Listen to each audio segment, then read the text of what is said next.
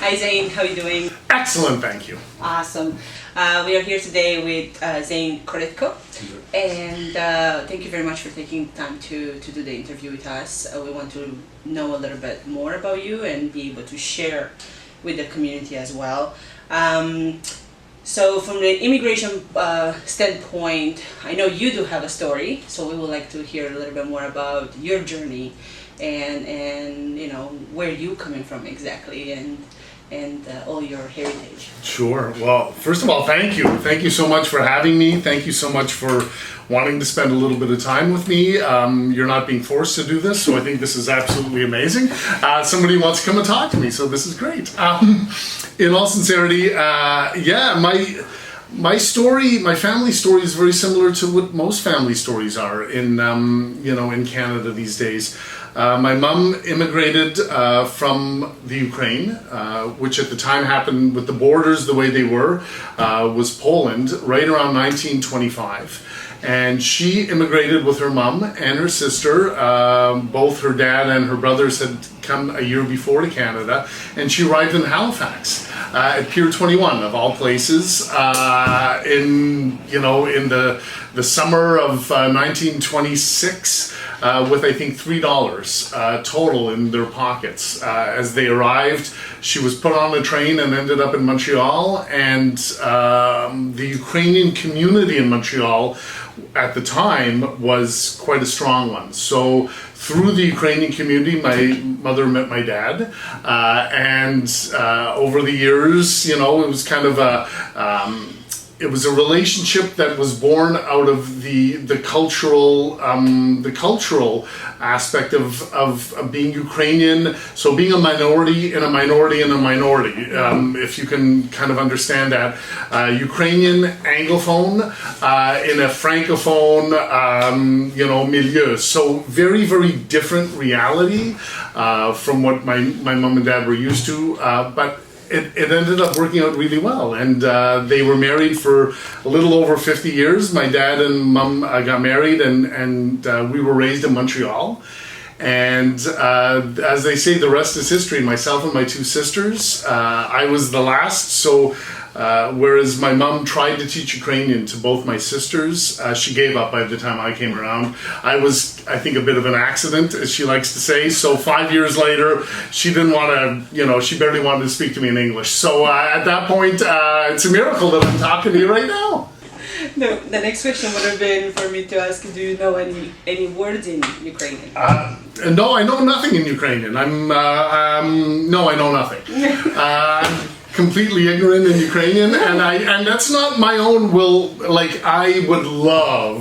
I do know some words in Ukrainian, but they all relate to food. So everything has to do with food. So I'm very good at asking for Ukrainian food. I just can't ask for anything else. However, I do know a little Spanish, and that's part of my other story. Is that my wife is originally from Mexico, and so I learned more Spanish through my wife than I did Ukrainian through the rest of my family.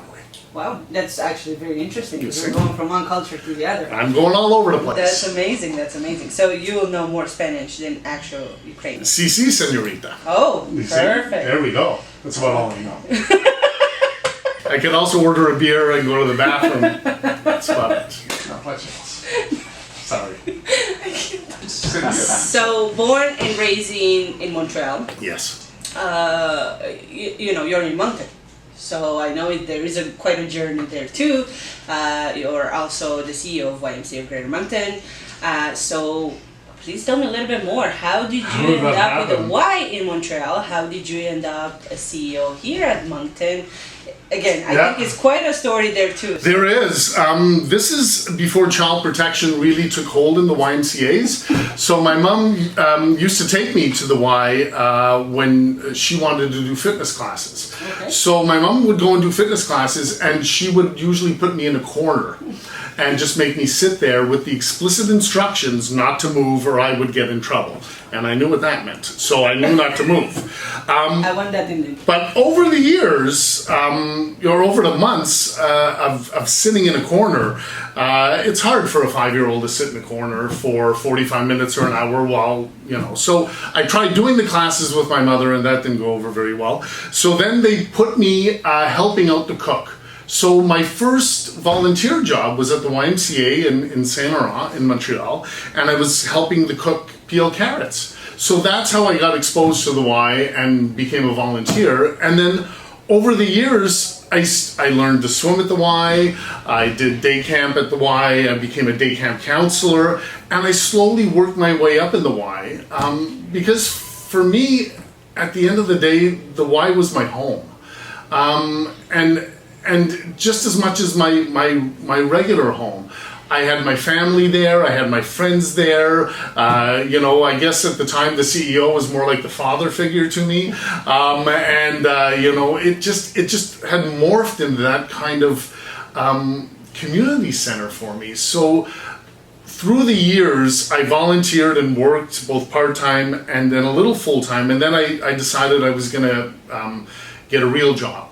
So I went to university, studied criminology and law in university, and got out, and all of a sudden decided I was going to get a real job. And I got a real job for about 4 weeks, and I hated it. Because the Y it's not really a job. So 4 weeks after graduating from university, I quit that job and I went right back to the Y again, and I've been there. It'll be, right now it's 33 years that I've been at the Y on a full-time basis, starting in Montreal and slowly making my way to the lovely city of Moncton. How did you make your way to the lovely city of Moncton? Well, we drove, so that's not the question, right? Okay, so how did I make it to Moncton? I think in life, we always hit different crossroads. Yes. And when you think of newcomers coming to Canada, or you think of newcomers coming to Moncton, people make a conscious decision that this is the approach and this is the path they want to take, and then they embrace it and go with it. And I think that that's a little bit what happened with me. I was in a situation in Montreal where I felt that I was either going to stay living in Montreal, but I was going to leave the YMCA, or I was going to stay in the YMCA but leave Montreal. And it was a tough decision. Both my wife and I, at the time, we had 3 young girls. At the time, they were 8, 6, and 4. And to make the decision that we were going to end up leaving was difficult. It took a few years, but when the job in Moncton came up, we jumped on it. And it was just the best decision I've ever made in my life. I know a lot of people go, Montreal, it's cosmopolitan, there's so much going on, but people don't really understand what a jewel Moncton is until you actually come and live in it, and you understand the peace and tranquility and safety and harmony, and the fact that you can be yourself and you're safe, and there's no issues, there's no politics. People get along, and it's a beautiful place to be. That's an amazing story, and as I said, I second when it comes to Moncton area. It feels like a big family, like a community, and it kind of work into my next question. What does community looks like, or what is your definition of community? It's evolved over the years, and I think when I look back at my early time in the Y, I look back at it with a lot of pride in all the moves and decisions that the Y made back in Montreal to be more open to the community and to be more inclusive. And so for me, coming into Moncton, I had that mindset when I came here, that as much as possible the YMCA needs to be at the center of the community, and for the community and the Y to be a melting pot. When I first arrived in Moncton, and I remember having conversations with people about newcomers coming into the community, and at the time, you can measure the newcomers probably on maybe 2 or 3 hands. That's how many newcomers we had coming into this community. And to see the shift, the monumental shift that's happened over the past 10 years in this community is phenomenal. Community holds each other up. Community has each other's back. Community steps up when there's a situation, whether it's an emergency, whether it's a pandemic, whether it's whatever. But the feel that I get from Moncton and this community is phenomenal, in that you never feel alone. You always feel that there's somebody there for you. And this is coming from a middle-aged white bald guy. And you know what? We're like the worst possible kind of, you know, age and group that sometimes people are saying, you know, we're the group that doesn't understand what a community is or what a melting pot is. But when I look at what we have here in Moncton, and when I look at how we've advanced, it's phenomenal. I'm so proud to be considered a Monctonian. I'm not quite a Maritimer yet. I think I got to put in another 20 or 30 years. But I'm just really proud of what this city and what this province has done.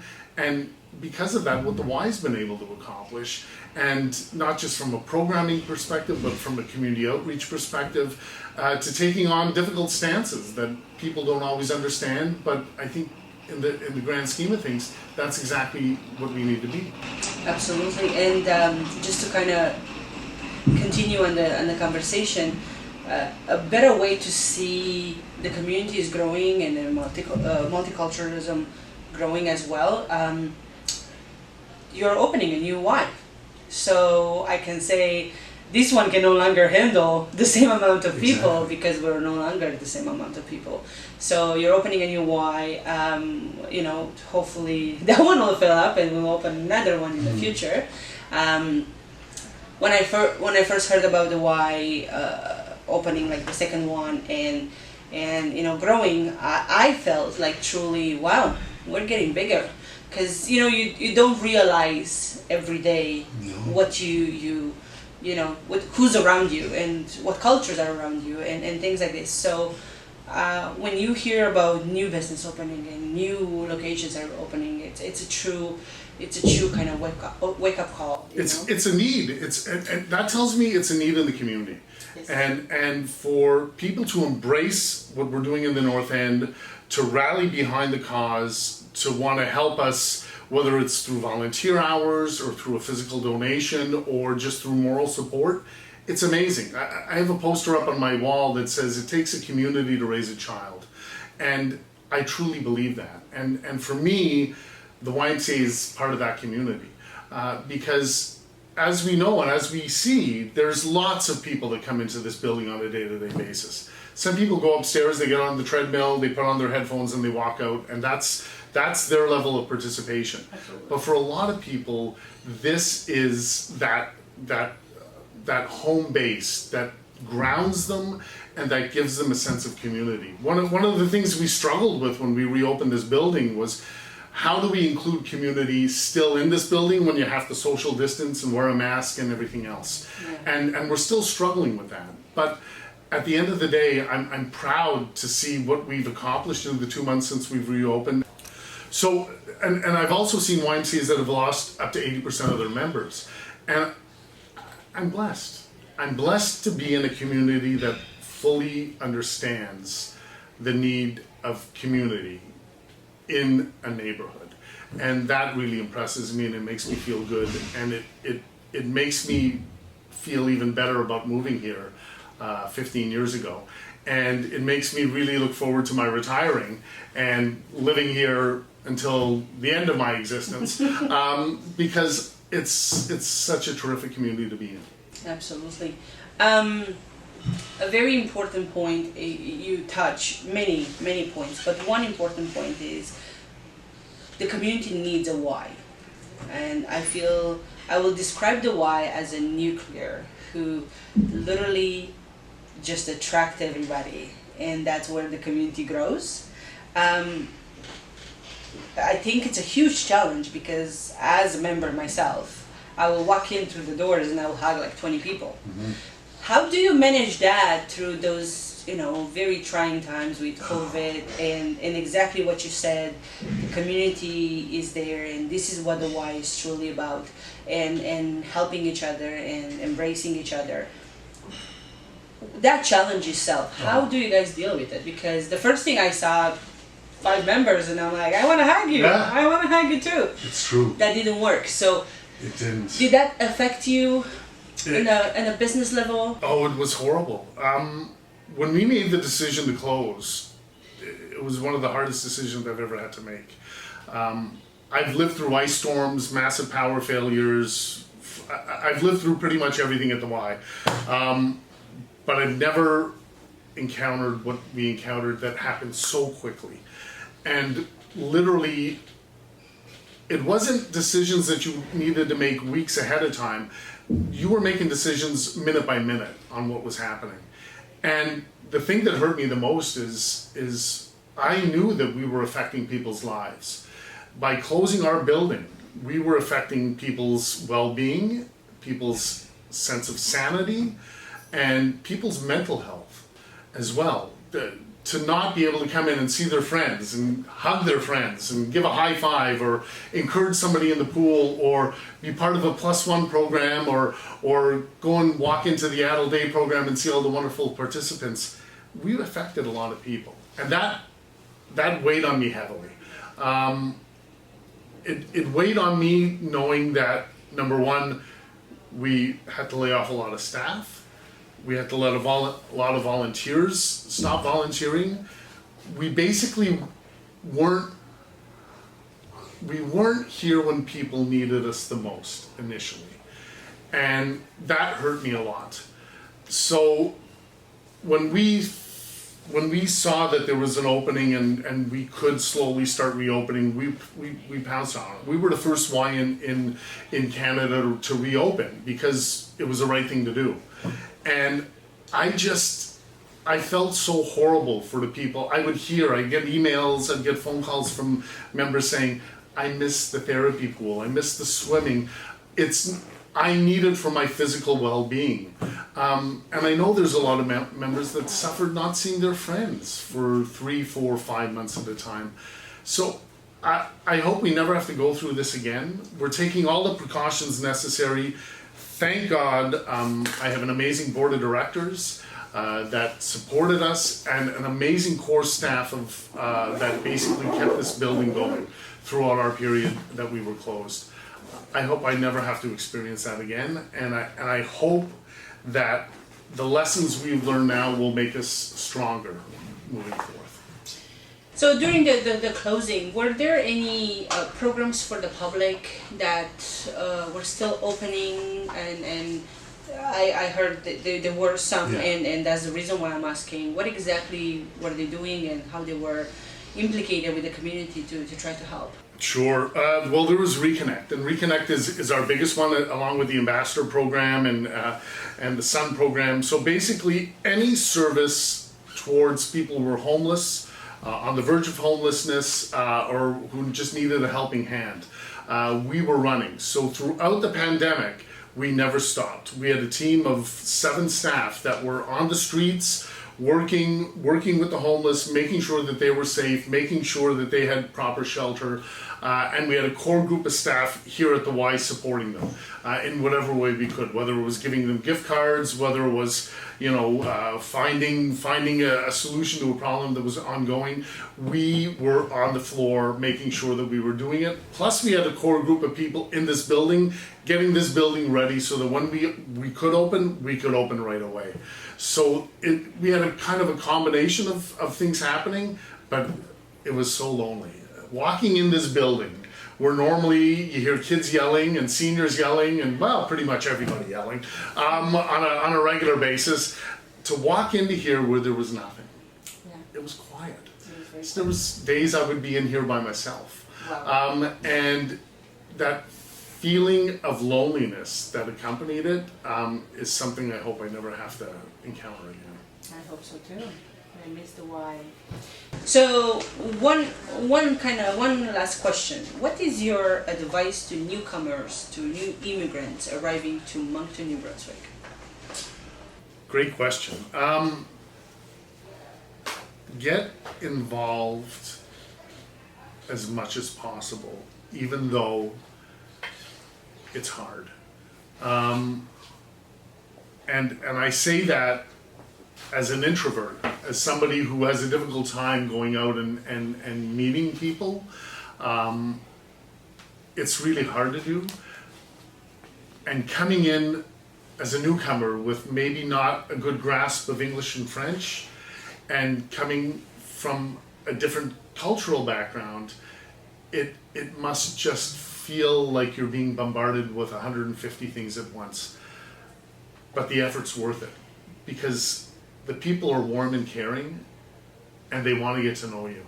And what I found about the community in Moncton is that people embrace you and will give back 10 times whatever you put in. Be present. Come to, if it's not the Y, go to a community center. If you have a place of worship that you feel is important, go to a place of worship. If there's activities that you'd love to do, or activities you'd love to learn, get involved. Reach out, and there's absolutely amazing people here. Culture Club, Magma, Café, the City, the Y. There's so many organizations out there that want to help, that want to make your stay and want to make your life in Moncton a success. All you need to do is ask, and sometimes that's the hardest thing to do. But don't be intimidated. No one's going to laugh at you. No one's going to make fun of you. People are really anxious to learn. And what I've seen over the past 15 years in this community is this community has stepped up and has made it its purpose to be as welcoming to newcomers as possible. A lot of that goes, kudos to Angelique Kalala Reddy at the City for the work that she's done in getting this in getting this program on the road. And a lot of it goes to our elected officials too, who have embraced it and have not run away from it. And when I see in other parts of the world where people are segregating themselves according to groups, I don't see that in the Maritimes, and I don't see it in Moncton. So what a glorious place to live to move to, where you can be embraced and loved, and know that people truly care for your well-being. So from my perspective, this is, like I said, this is the advice I can give. It's what I did when I first came here. I tried to get as involved as I could. Didn't succeed anywhere as near until my wife came, and then she showed me how to do everything, and that's usually the way. But that's okay. And but don't be afraid. Ask. And if you don't know who to ask, give me a call. I'm around. Awesome. Well, you said many wise words and within your advice, and one thing that we do encourage, and that's our purpose, that's your purpose as an organization, is get involved. Mm-hmm. Reach out, and don't be afraid of any stereotypes.